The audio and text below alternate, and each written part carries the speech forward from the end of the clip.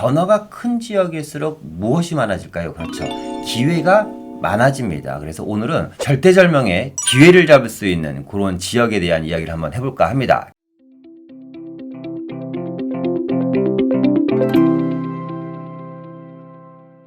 안녕하세요. 부동산 경제학의 황현입니다. 자, 오늘은요. GTX 포함해서 총 6개의 지하철 노선이 들어가고 서울에서 1급지 부촌이 될 지역인데 지금은 노후 빌라촌인 지역이 어디일까요? 바로 알아보는 시간 갖도록 하겠습니다.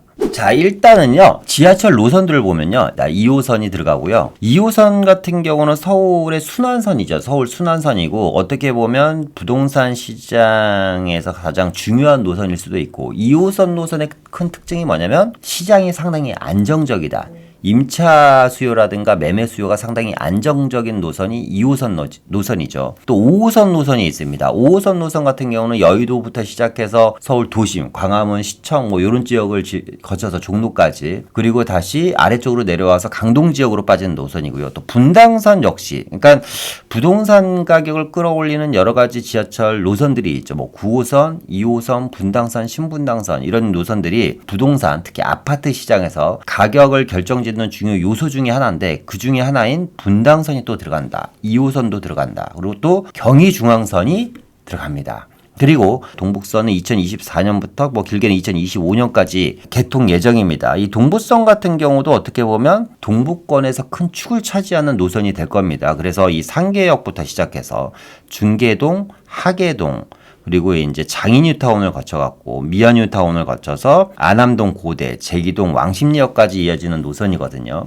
지금 2020년이니까 앞으로 2, 3년 후면 우리가 동북선을 탈 수도 있겠네요. 그죠? 이 동북권에 있는 분들은 앞으로 왕십리역을 이용하기 위해서 그동안 여러 번 환승을 했었을 텐데, 일단은 동북선으로 인해서 도심 접근성과 동북권 지역들은 강남 접근성이 획기적으로 좋아질 걸로 예상이 되고요. GTX는 얘기할 것도 없죠. 지금 GTX 때문에 2, 3년 전부터 난리가 아닙니다. 그래서 총 6개의 노선이 들어가는 노선입니다. 지금 노선도를 보시면 아시겠지만 이 정도 노선도를 제가 지금 보여드렸으면 감이 잡히시는 분들이 계실 거예요. 아, 어느 지역이구나.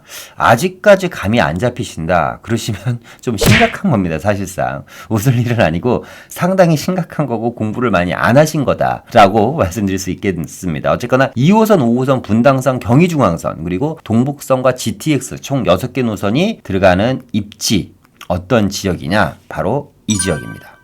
왕십리역의 일단 역세권의 입지를 보면요. 일단 분당선을 타고요. 압구정동까지는 5분 거리고 선릉까지는 10분 거리입니다. 그러니까 강남 접근성이 상당히 좋죠. 이 왕십리라는 지역이. 그리고 2호선을 타고요. 바로 서울시청까지는 12분 거리입니다. 5호선을 타고 또 광화문까지도 15분밖에 안 걸려요. 경의중앙선을 타고 용산까지는 17분 걸립니다. 그러니까 짧게는 5분에서 길게는 15분 거리에 서울 중요 업무타운인 서울 구도심과 용산과 강남을 아우를 수 있는 지역이 이 왕십리라는 지역이고요. 향후에 이제 GTX 노선이 들어가잖아요. 향후에 GTX 노선이 들어가면 삼성역까지는 5분 정도 걸릴 예정입니다. 그리고 바로 위에 청량리역이 있고요.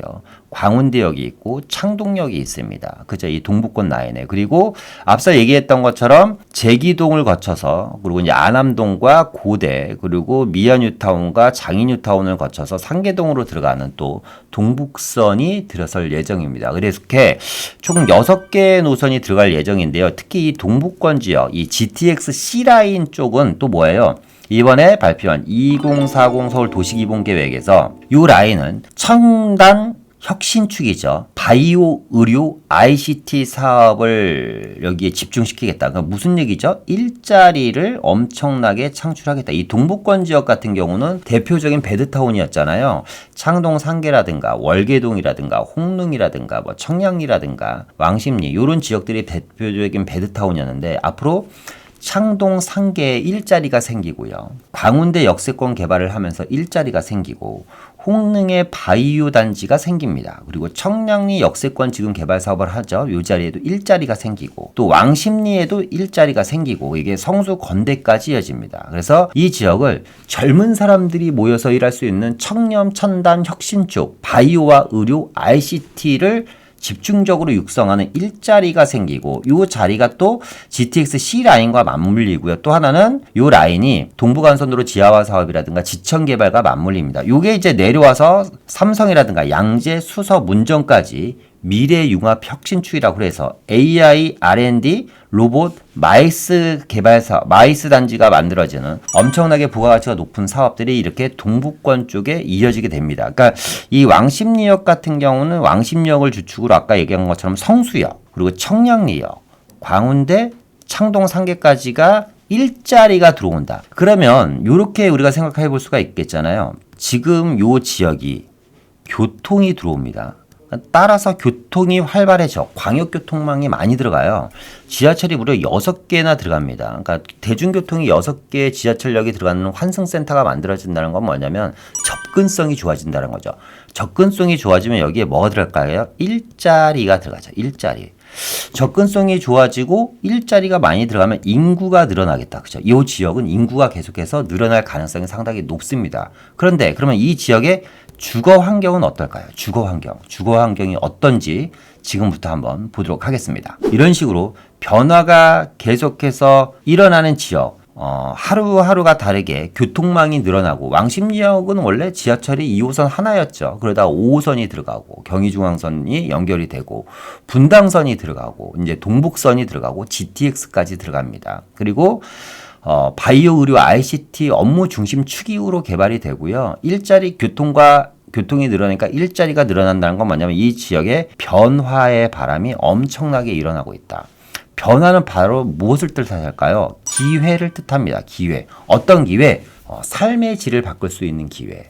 투자로 인해서 나의 인생이 바뀔 수 있는 기회. 소액을 가지고 20억대가 육박하는 아파트의 입주권을 가질 수 있는 기회가 바로 요 일대에서 앞으로 일어날 거라는 이야기입니다. 일단 왕십리역 주변의 주거시장을 한번 보겠습니다.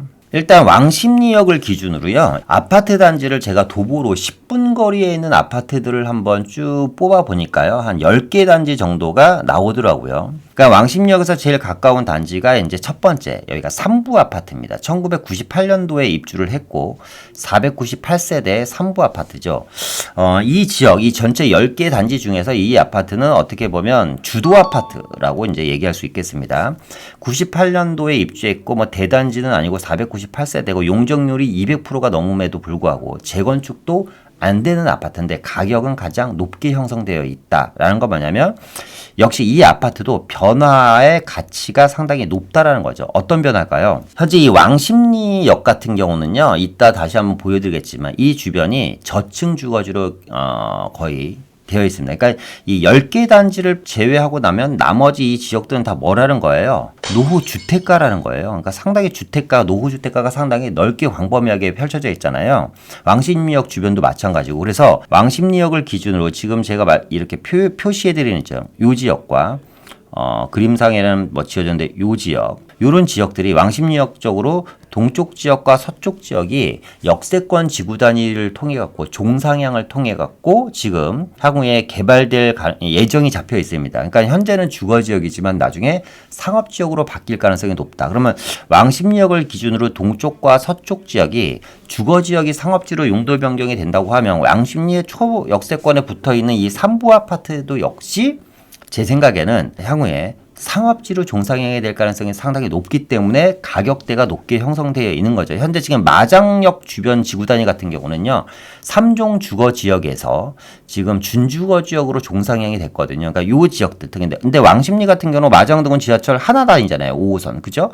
근데 왕십리는 6개 노선이 환승하는 지역이다 보니까 향후에 지금 왕십리 동쪽과 서쪽 지역은 현재 지구 단위로 다 잡혀 있긴 하지만 종상향이 될 가능성은 상당히 높다. 그리고 이제 두 번째 아파트가 이제 금호 어울림 아파트입니다.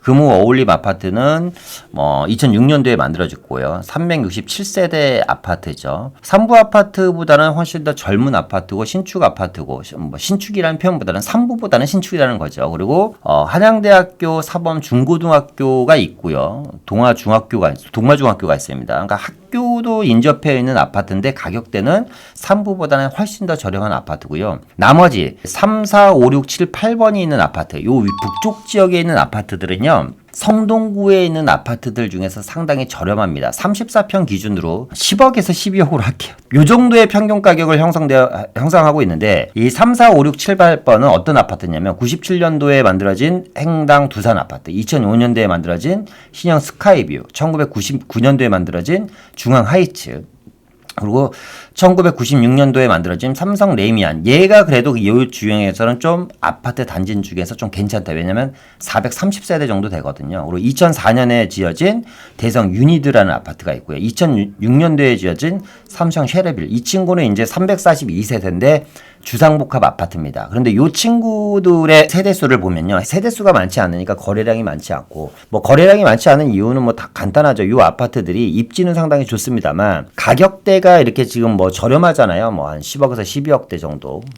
저렴하다 보니까 이 아파트를 팔고 다른 데로 이사를 못 가요. 이 주변 아파트로. 원체 고가 이 주변 같은 경우는 아파트 가격대들이 높다 보니까 그러니까 거래량이 별로 없어요. 계속 이 동네에 살아야지 되는 겁니다. 심지어 여기서 북쪽으로 올라가면 바로 청량리인데 청량리, 이문, 휘경, 회기동 이쪽으로 올라가야 되는데 그 지역 아파트 가기도 애매한 정도의 금액이기 때문에 거래량은 별로 없다. 그러니까 실제로 말씀드리면 이 지역에서 그나마 거래가 터지는 아파트는 삼부와 금호 어울림 정도고요. 이제 9번에 있는 아파트가 이제 마장역 남쪽 지역에 있는 세림 아파트죠. 이 아파트는 지금 1986년도에 지어졌죠. 상당히 오래된 아파트고 811세대인데 지금 약 996세대인가요? 그러니까 거의 1000세대에 가까운 새 아파트로 이제 재건축이 될 예정입니다. 지금 현재 구역 지정이 됐죠. 정비구역 지정이 돼서 재건축이 진행되고 있는데 앞으로 몇 년 후면 이 왕십리역 주변에서 두 번째나 세 번째로 나오는 새 아파트가 되지 않을까 싶어요. 지금 현재 이 10번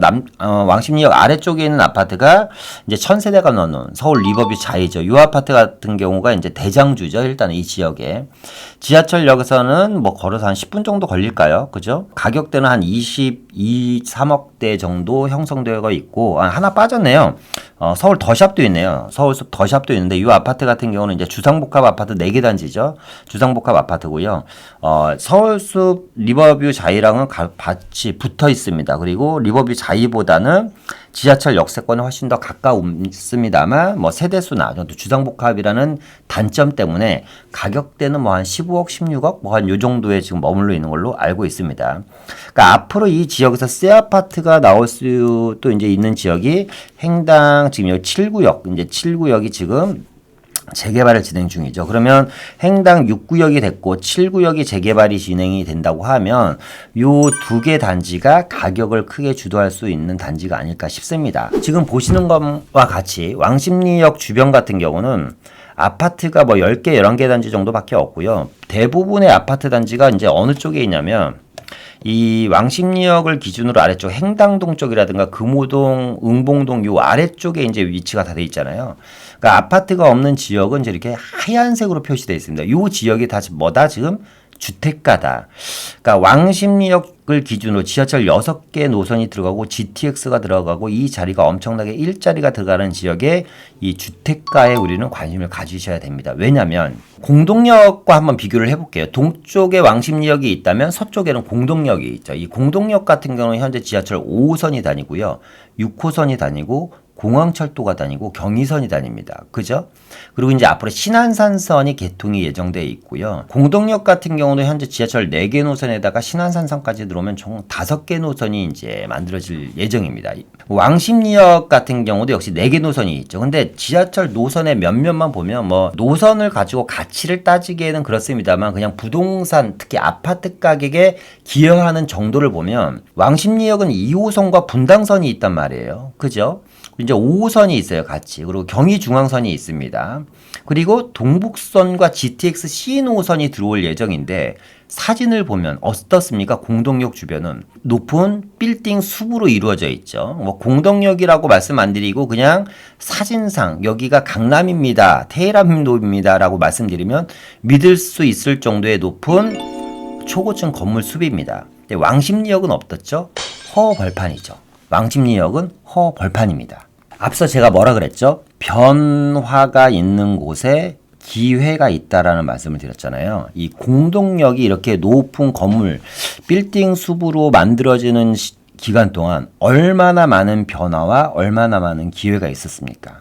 그러니까 10년 전에 공덕역의 10년 전의 모습이 지금의 왕십리의 모습이라고 여러분들이 생각하시면 돼요. 공덕역 주변에 이런 초고층 건물 숲이 10년 전에는 지금 왕십리역처럼 이렇게 허벌판이었습니다. 10년이 지나니까 지금 이렇게 엄청난 모습으로 바뀌어 있고 가격 주도를 하는 서울시 안에서도 상당히 중요한 부동산 시장의 위치를 차지하고 있죠.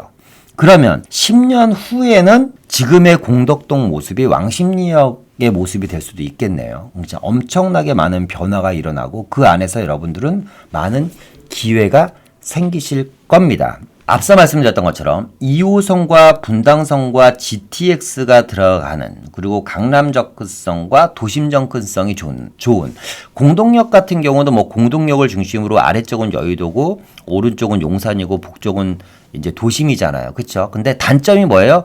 강남과의 접근성이 상당히 약하다라는 게 단점인데 왕십리역 같은 경우는 강남 5분 10분, 용산 10분, 도심 접근성 10분입니다. 그러니까 상당히 어떻게 보면 왕십리역 주변이 공동역에 비해서 입지 면에서는 상당히 우월하다. 그런데 상당히 노후화가 심하고 저평가돼 있다라는 겁니다. 그래서 정부 차원과 서울시 차원에서도 이 지역을 이렇게 놔둘 수는 없다라고 생각해서 SH공사에서 왕십리 역세권 고밀도 개발을 추진합니다. 이게 이제 2020년 12월 26일 기사입니다. 왕십리역을 고밀도 개발을 하겠다. 왜? 지금 상당히 앞서 얘기해 보신 것처럼 공동역에 비해서 너무 저밀도 개발이잖아요. 용적률이 평균 용적률이 한 260%밖에 안 돼 보여요. 그죠? 공동역은 평균 용적률이 500% 600%, 800%인데. 그래서 역세권 활성화를 하기 위해서 승강장 경계로부터 350m 구간을 개발을 할 때 조건부로 용도 지역을 상향해 주겠다라는 게 왕십리 역세권 개발의 주요 포인트입니다. 아까 제가 뭐라 그랬죠? 왕십리역을 기준으로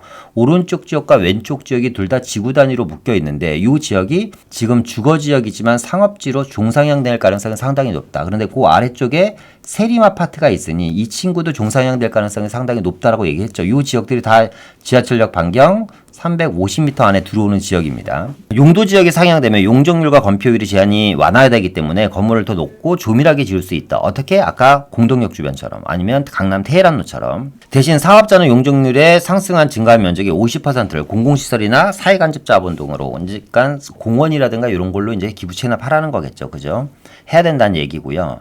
근데 여기서 우리가 주목해야 될 게 있어요. 뭐냐면 왕십리 역세권을 고밀도 개발을 하는데 어떤 식으로 고밀도 개발을 하냐면 상업 기능과 주거 기능을 골고루 강화하되입니다. 골고루 강화하되 뭐를? 주거 기능을 강화하는데 초점을 둔다. 그러니까 왕십리 역세권 주변은 이제 업무타운으로 조성되는 거는 알겠어. 업무타운으로 조성되는 것도 알고 광역교통망도 들어오고 지하철 6개도 들어와. 그런데 이 지역을 상업지역과 주거지역을 같이 개발을 하는데 어디에 포인트를 많이 든다? 주거지역에 포인트를 많이 든다는 건 무슨 뜻이다? 왕십리 역세권 주변 지역에 대한 재개발을 활성화시키겠다는 거죠. 그죠? 아까 제가 말씀드렸던 것처럼 변화안의 기회가 있다. 그죠? 재개발을 활성화시킨다라고 하면 지금 현재 왕십리역 주변에 리버뷰자이를 기준으로 보면 아파트 시세가 30평대가 한 22억대가 평균이니까 향후 이 주변은 지하철 6개도 들어오고 GTX도 들어오고 그쵸? 그리고 일자리도 들어오면 충분히 25억, 27억대까지 올라갈 수 있겠네요. 그러면 잘만 이 재개발에서 내가 기회를 잡으면 25억, 27억대의 아파트 입주권을 받을 수 있는 소액으로 기회가 보일 수 있다는 겁니다. 왜? 왕십리 역세권 고밀도 개발을 하는데 주거 기능을 강화하는데 초점을 둬서 왕십리 역세권 개발을 진행하겠다. 이유는 뭐냐면 도심진의 주택 수요가 커진 최근 부동산 시장 상황과 정책에 맞서서이다. 지금 오세훈 서울시장과 윤석열 당선인이 둘 다 외치는 게 뭐예요?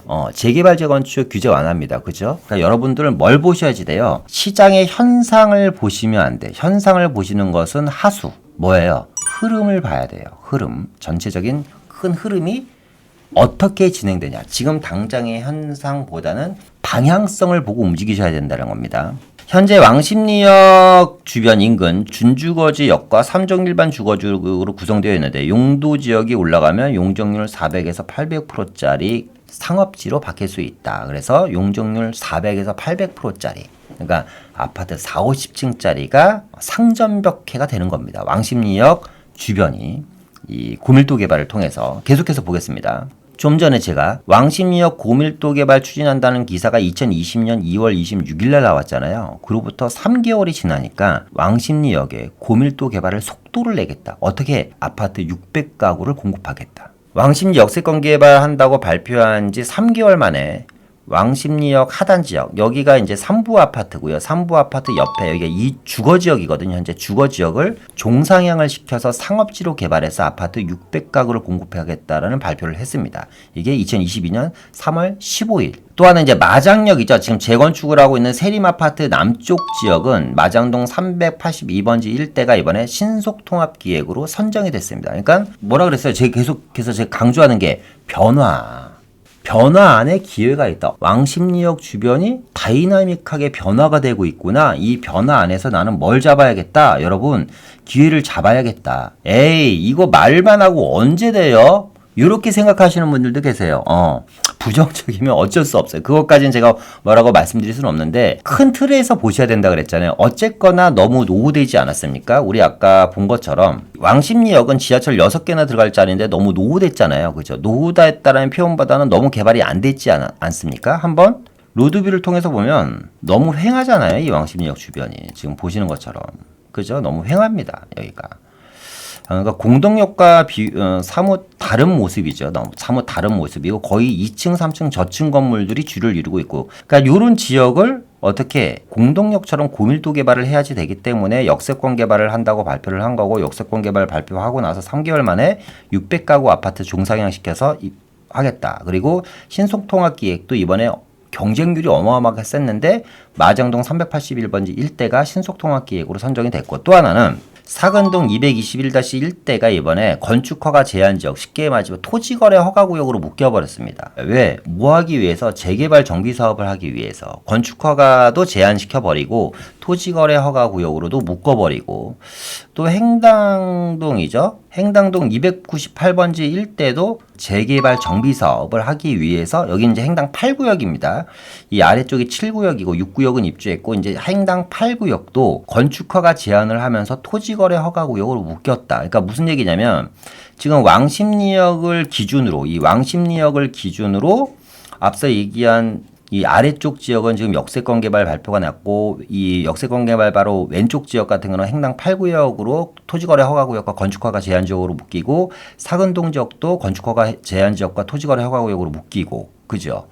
그리고 이제 왕십리 역세권 개발을 계속해서 진행을 해 나가고 행당 6구역 개발 사업을 하고 있고 상당히 다이나믹하게 움직이고 있습니다. 그래서 왕십리역을 기준으로 전체적인 이 지역의 노후도를 한번 보겠습니다. 노후도를 보면서 한번 정리를 해볼 텐데요. 지금 요 자리가 왕십리 역세권 개발 이제 예정지입니다. 요렇게가 왕십리역을 기준으로 오른쪽과 왼쪽 지역이 이제 역세권 개발을 진행해서 종상향을 하기 위해서 준비 중인 지역이고요. 그 중에서 이 아래쪽 지역이 이번에 600가구 아파트 재개발이 이제 진행되는 곳입니다. 그리고 이 왼쪽에 있는 지역 다 지금 보시는 것처럼 완전히 빨갛잖아요. 빨갛다라는 건 뭐예요? 다 주택가라는 거예요. 아까 얘기했던 것처럼 이 왼쪽에 보면 이렇게 하얀색 지역 있잖아요. 이렇게 하얀색 지역. 요런 지역이 이제 여기가 이제 왕십리 뉴타운인 거고 행당동 금호동 아파트 단지인 겁니다. 그러니까 아파트 단지가 별로 없고 다 주택가죠. 그죠? 요 지역이 이제 행당 8구역.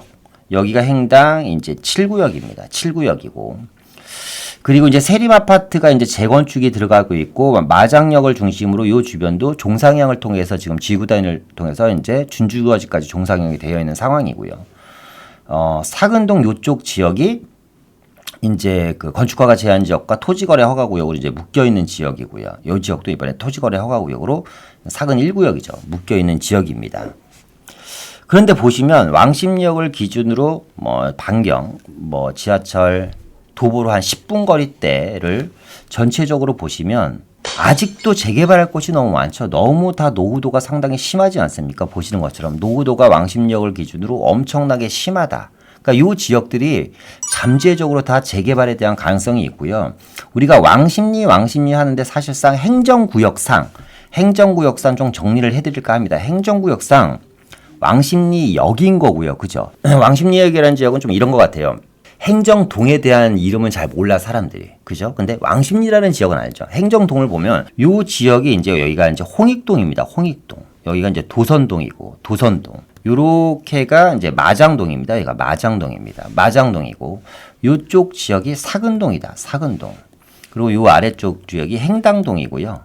이쪽 아래쪽 지역이 하왕십리동입니다. 하왕십리동.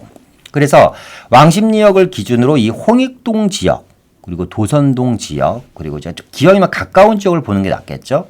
행당동 지역이라든가 이 사근동 지역 여기는 지금 현재 이제 지구단위 계획으로 묶여 있으니까 사근동 지역 같은 경우를 여러분들이 좀 눈여겨 보셨으면 좋겠다. 이 지역이 한 투자금 한 1억에서 2억대 정도, 투자금에서 1억에서 한 2억대 정도로 여러분들이 지금 보시는 것처럼 엄청나게 빨갛잖아요. 그리고 계속해서 재개발 구역을 진행해 나가고 있고 왕십리 역세권을 기준으로 주변에 재개발을 시키겠다라는 의지가 상당히 강하기 때문에 이 지역들은 다 향후에 잠재적인 재개발 예정지입니다. 특히 앞서 우리가 좀 정리했던 지역들 몇 군데를 한번 보면 지금 여기 행당 8구역 그죠? 그리고 역세권 개발구역 그리고 세림아파트 아래쪽에 신속통합 재개발구역 사근동 지금 제1구역 뭐 요런 지역들은 좀 먼저 진행되는 곳인데 이 중에서도 1구역 외에도 이 사근동 아랫동네도 최근에 재개발 사업 설명을 했대요. 사업 설명에. 그러니까 재개발 사업 설명을 했다라는 건 뭐냐면 사업성이 상당히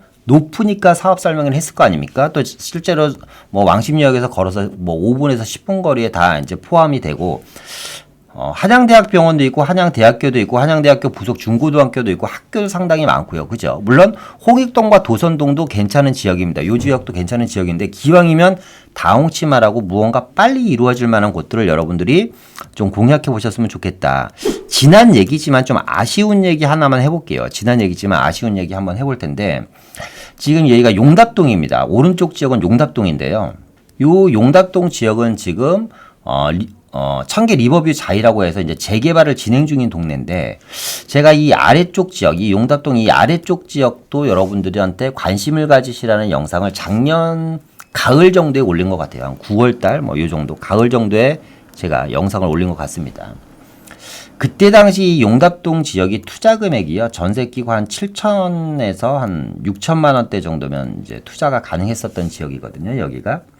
매매가는 뭐 한 2억 후반에서 한 3억 초반 정도 됐었던 지역입니다. 그러고 나서 지금 6개월이 흘렀어요. 6개월이. 그러니까 변화가 많은 지역일수록 기회가 많다고 말씀드렸잖아요. 이 지역이 지금 보시면 한 5억대 초중반 갑니다. 투자 금액은 6, 7천 정도면 투자를 할 수 있었던 지역이 2억대 중반 정도의 투자금이 형성되어 있습니다. 왜냐하면 여기가 지금 뭐 동의서를 걷는다고 소문이 나 있더라고요. 이 위쪽은 현재 철거해서 재개발을 하고 있고 그러면 이 용답동이라는 지역이 나쁘다라는 건 아니고요. 용답동과 한번 비교를 해봅시다. 왕십역과. 용답동 같은 경우는 5호선이 다니고 그리고 이제 간선인 용담역 2호선이 있습니다. 그렇죠? 물론 청계천이 흐르고 있고요. 이 위쪽으로는 이제 또 청량리 쪽에 붙어 있기 때문에 위치가 상당히 좋습니다. 그런데 이 지역이 2억 중반대고 매매가가 5억대인데 지금 왕십리역 같은 경우는 지하철 6개가 들어가고 보시는 것처럼 이 주변이 다 노후주택가잖아요. 그죠? 노후주택가입니다.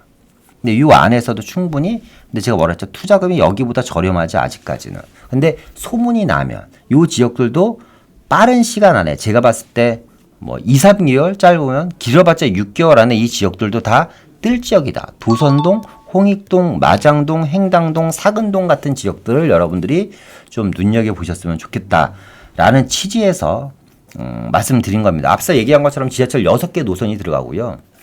그냥 서울시 전체적인 지도 입지만 보더라도 상급지, 1급지에 있는 아파트 대단지로 바뀔 지역입니다. 그리고 고밀도 개발이 역세권 개발이 진행될 지역이고 일자리가 많이 이제 들어올 지역이라는 겁니다. 이런 지역 여러분들이 좀 가지셨으면 좋겠고 변화가 클수록 여러분 큰 자본이 움직인다는 건 아시죠? 그죠? 예, 그러니까 변화가 큰 지역 대표적인 데가 어디에 용산 같은 지역, 한남뉴타운 같은 지역 1억짜리 빌라가 뭐 물론 옛날 이야기이긴 합니다만 여러분 과거에 1억짜리 빌라가 지금 뭐 20억 30억 가잖아요. 그죠? 왜냐면 좋은 지역이니까 입지가 큰. 근데 마용성 중에 마용성이고 한강변에 위치해 있고 그런 지역 중에서 공덕역 주변도 상당히 훌륭한 지역이고, 그죠? 용산도 상당히 훌륭한 지역이고, 옥수, 금호, 행당동도 다 훌륭한 지역들입니다. 이런 지역들이 다 어떻게 해요? 변화가 크다 보니까 큰 자본들이 움직였습니다. 우리가 지금 1급지라고 하는 지역들, 그러니까 급지가 계속 바뀌는 거예요. 그죠? 과거에 1급지가 아니라 8급지, 9급지, 10급지였는데 지금 2급지, 3급지까지 올라온 지역들이 상당히 많잖아요. 그죠?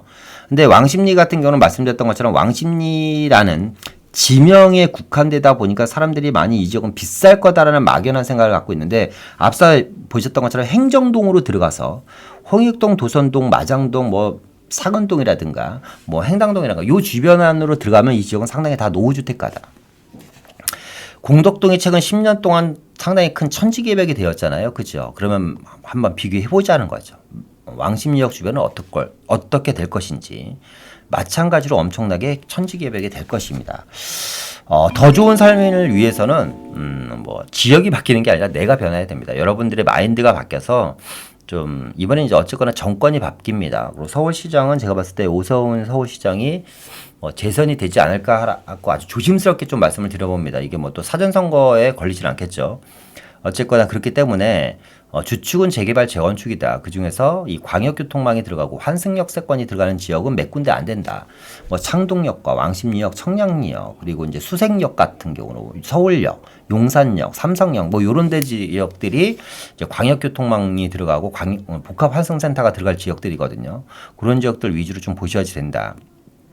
근데 이거 아까 얘기한 것처럼 이렇게 질문하시는 분들이 있잖아요. 다 좋은데 언제 개발되나요? 그죠? 저도 모릅니다. 언제 개발되는지는. 그런데 중요한 거는 과정 중에서 모든 가격들은 오른다. 그러니까 그래프가 우상향인 거잖아요. 그러니까 예를 들어서 개발이 1단계, 2단계, 3단계 쭉쭉쭉 5단계 쭉쭉쭉 10단계예요. 개발이 10단계까지 이제 10단계가 완료인데 이때 사면 너무 좋죠. 이때 사면. 그죠? 한 9단계 정도에 사면 좋죠. 이제 9단계에 사면 뭐가 돼요? 투자금이 이게 엄청나게 들어갑니다. 이게 투자금입니다.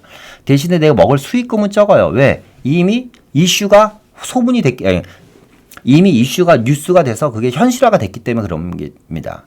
이슈가 있을 때는 어때요? 이슈가 있을 때 투자금이 적죠. 대신에 먹을 게 수익금이 상당히 높아집니다.